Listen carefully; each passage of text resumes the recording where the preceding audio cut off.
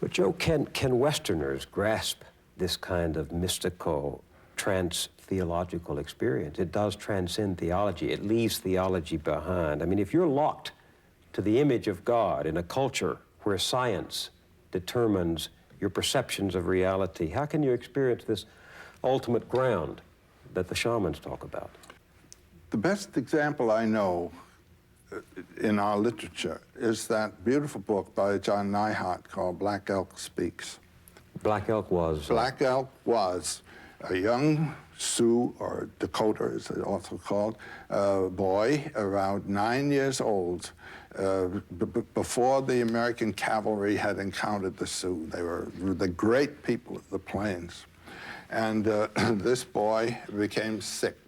His psychologically sick, his family. I'm telling the typical shaman story.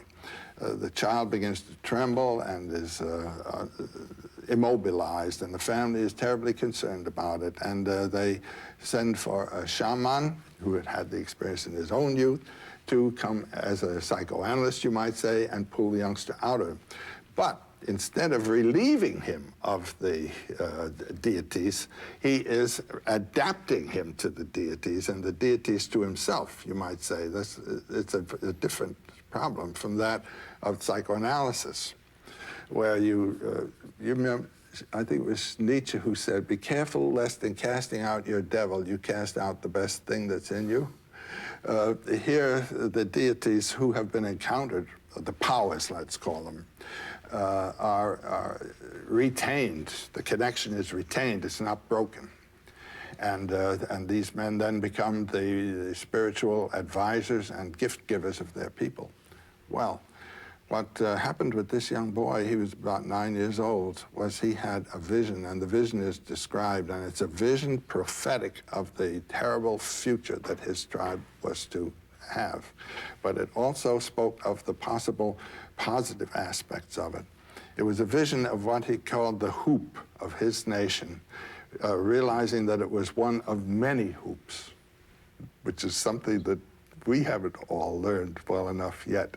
And the cooperation of all the hoops of all the nations in grand processions and so forth. But more than that, it was an experience of himself as going through the realms of spiritual imagery that were of his culture and assimilating their import. And it comes to one great statement, which for me is a key statement to the understanding of myth and symbols.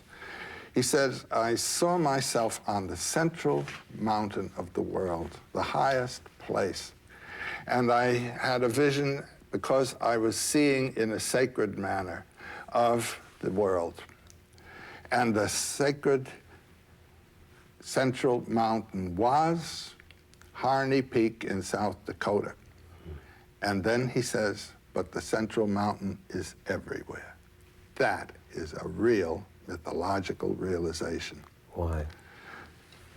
It distinguishes between the local cult image, Harney Peak, and its connotation, the center of the world. The center of the world is the hub of the universe, axis mundi, you know, the central point, pole star around which all revolves. The central point of the world is the point where stillness and movement are together. Movement is time, stillness is eternity, realizing the relationship of the temporal moment to the eternal, not moment, but forever, is the sense of life. Realizing how this moment in your life is actually a moment of eternity, and the experience of the eternal aspect of what you're doing in the temporal experience is the mythological experience, and he had it.